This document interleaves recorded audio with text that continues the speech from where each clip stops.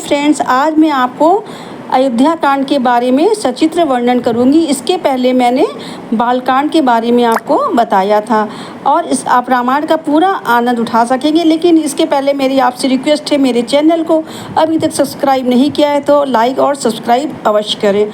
हाँ, तो जैसा कि मैंने पहले बताया था कि सीता जी का राम से विवाह हो जाता है और वो अयोध्या आ जाती हैं। अयोध्या में सब कुछ बहुत बढ़िया चल रहा था, सारी प्रजा बहुत खुश थी कि एक दिन राम जी दशरथ के पास बैठे हुए थे। तो दशरथ को विचार आता है कि अब अयोध्या का राजकाज राम को सौंपकर थोड़ा विश्राम किया जाए। वो गुरु वशिष्ठ से विचार विमर्श करते हैं और राम को राजा बनाने के लिए अयोध्या में घोषणा कर देते हैं तथा तीनों रानियों को भी ये बात बता देते हैं। कैकेयी, कौशल्या, सुमित्रा ये सुनकर बहुत प्रसन्न होती हैं कि उनका सबसे प्रिय पुत्र राम राजगद्दी संभालेंगे, अयोध्या के राजा राम होंगे।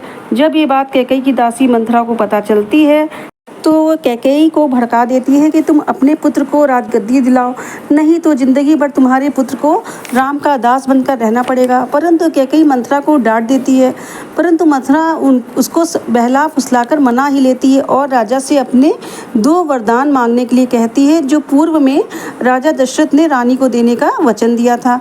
कैकेयी राजा दशरथ से अपने 2 वरदान, राम को 14 वर्ष का वनवास और भरत के लिए राजगद्दी मांगती है।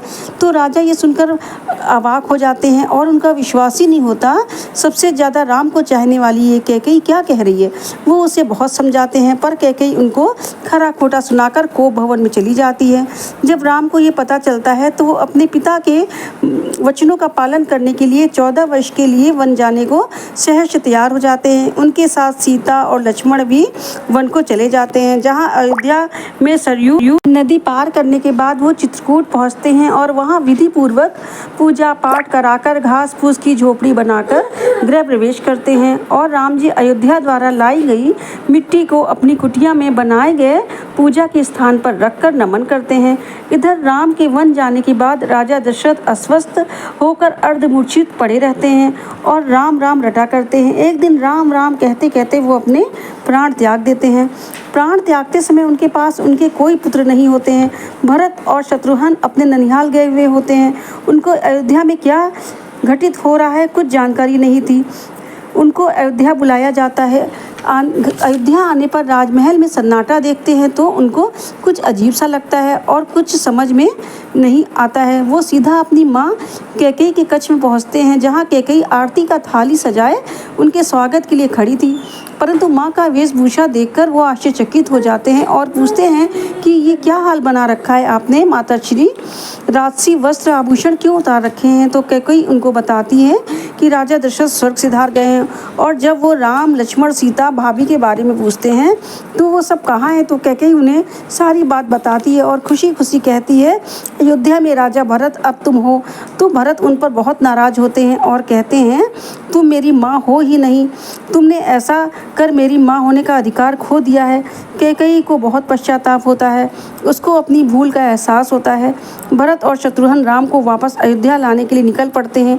राम, लक्ष्मण, सीता सहित कुटिया बनाकर रहते हैं। उनकी नज़र कुछ सैनिकों और रथों पर पड़ती है। पास जाकर लक्ष्मण देखते हैं कि भरत सेना के साथ आए हैं।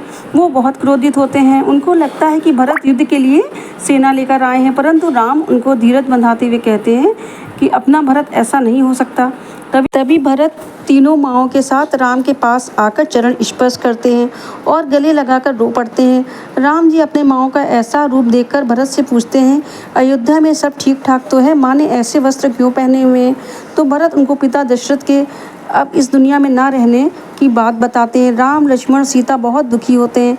भरत जी राम से वापस अयोध्या चलकर राज्य संभालने के लिए प्रार्थना करते हैं, परंतु राम जी कहते हैं कि अब ये संभव नहीं है, ऐसा करके पिता के वचनों का अपमान होगा।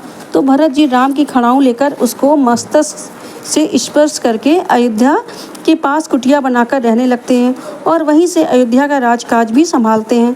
परंतु अयोध्या नगर नहीं जाते हैं और वहीं बैठकर 14 वर्ष तक राम के वापस आने का इंतजार करते हैं।